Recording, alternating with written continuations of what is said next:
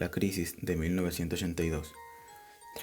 Tras el referéndum constitucional, Pinochet realizó un esperanzador pronóstico de los tiempos que se avecinaban en el país, en que habría mayor disponibilidad de automóviles, equipos de televisión y líneas telefónicas. Este optimismo terminó abruptamente en 1982, cuando la economía chilena se sumergió en una nueva y grave recesión, que se convirtió en una de las crisis económicas más grandes del siglo XX, después de la crisis de 1929 y 1973. El alza de los precios generales tras la revolución iraní en 1979, que partió por el encarecimiento del petróleo, repercutió fuertemente en el continente, como consecuencia de la interdependencia regional respecto de la economía mundial. El alza de las tasas de interés y la disminución de los créditos internacionales encarecieron las importaciones y aumentaron el costo de deuda externa. Ante esta situación, muchos países latinoamericanos deudores no fueron capaces de solventar sus obligaciones financieras, lo que provocó la denominada crisis de la deuda. En Chile, la baja del precio del cobre significó una caída de 25 millones de dólares en las exportaciones. Sumado a esto, el aumento de la tasa de interés internacional provocó un alza de los pagos con sus asesores extranjeros, que pasaron del 20% de su exportación en 1978 al 40% en 1981 y a más del 50% al año siguiente. A lo anterior se sumó una reducción abrupta de los créditos internacionales. Los vaivenes externos agravaron los desequilibrios generados por la política económica interna. La mantención del precio fijo del tipo de cambio estimuló el sobreconsumo y el gasto nacional interno, pero también el endeudamiento externo. De esta manera comenzaron a presentarse las primeras señales de agotamiento económico.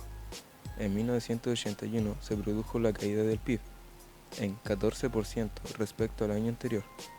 Aumentó el desempleo por sobre el 25%.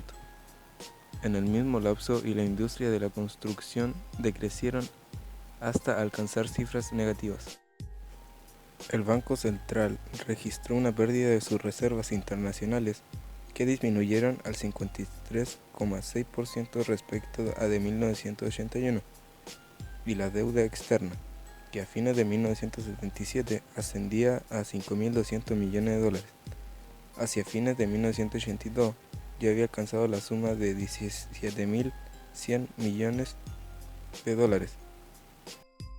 En tanto, el presupuesto fiscal, que había logrado un superávit en el bienio de 1980 a 1981, fue nuevamente deficiente en el siguiente de 1982 a 1983, con menos 2,3% y menos 3% respectivamente. Y por último, uno de los mayores logros del sistema económico, la baja de la tasa de inflación, fue revertida por su aumento en más del 20% anual. Entonces se multiplicaron las quiebras de pequeñas, medianas y algunas grandes empresas que no pudieron cumplir sus deudas. El promedio anual de estas para el periodo de 1975 y 1981 fue de 277, cifra que aumentó significativamente en 1982 a 810. La crisis económica y la intervención del Estado. La situación se hizo insostenible a principios de 1983. La mayoría de los agentes económicos había excedido ampliamente los límites de endeudamiento razonable, y la imposibilidad de pagar dichos préstamos afectó a la economía en su conjunto. Los analistas económicos de la época atribuyeron la magnitud del colapso económico a la sobrevaluación del peso y a la falta de control y regulación del mercado financiero interno, además de los factores externos. La crisis estalló a través del sistema financiero, y para salvarlo contra toda regla del modelo neoliberal, fue necesaria la intervención del gobierno. Ya en noviembre de 1981 se intervinieron bancos e instituciones financieras, como por ejemplo el Banco Español, por tomar riesgos financieros innecesarios. La crisis se profundizó el año siguiente, por lo que a comienzos de 1983 el régimen militar debió realizar la mayor intervención bancaria hasta entonces. Liquidó 3 bancos por problemas de insolvencia, intervino 5 de los principales bancos comerciales, Banco Unido de Fomento, Banco Hipotecario de Chile, Banco de Chile, Banco de Santiago y Banco de Valparaíso, además de varias financieras. Y el Banco Central debió realizar sendos préstamos al resto de las instituciones bancarias para darles liquidez a corto plazo. Perdió cerca de $1.000 millones de reservas, puesto que la llamada cartera mala o préstamos incobrables superaban 3 a 4 veces el propio patrimonio de cada banco. Así, entre 1982 y 1986, la Superintendencia de Bancos e Instituciones Financieras intervino y cerró 16 instituciones financieras por transgredir las leyes y regulaciones que las regían. Adicionalmente, las autoridades económicas impusieron una serie de medidas tendientes a estabilizar la situación, entre ellas la devaluación del peso en 50% y la modificación del sistema de cambio fijo a uno movible, por lo que el dólar subió su antiguo valor fijo en 39.45, el que seguirá aumentando. Esto permitió contener las importaciones, expandir las exportaciones y hacer frente a la deuda externa contraída entre 1978 y 1981, que fue necesario reprogramar para aliviar en parte la difícil situación externa e interna del país.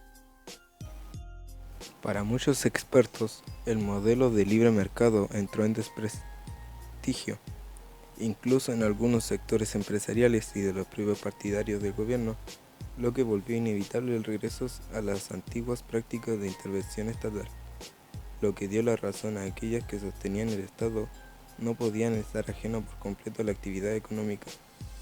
De acuerdo a Sofía Correa, al interior del oficialismo existía una pugna entre los adherentes a seguir con una postura neoliberal a ultranza por un lado, y sectores abiertos a revisar los lineamientos más ortodoxos del modelo o dispuestos a emitir soluciones de tipo más populista por el otro, sin cuestionar necesariamente el modelo entre sí.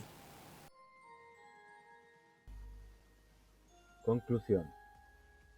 La crisis chilena es como las crisis económicas sufridas por países latinoamericanos durante los 80, y dadas sus características, resulta un ejemplo interesante del cual se puede rescatar lecciones del ámbito económico, como de su impacto social.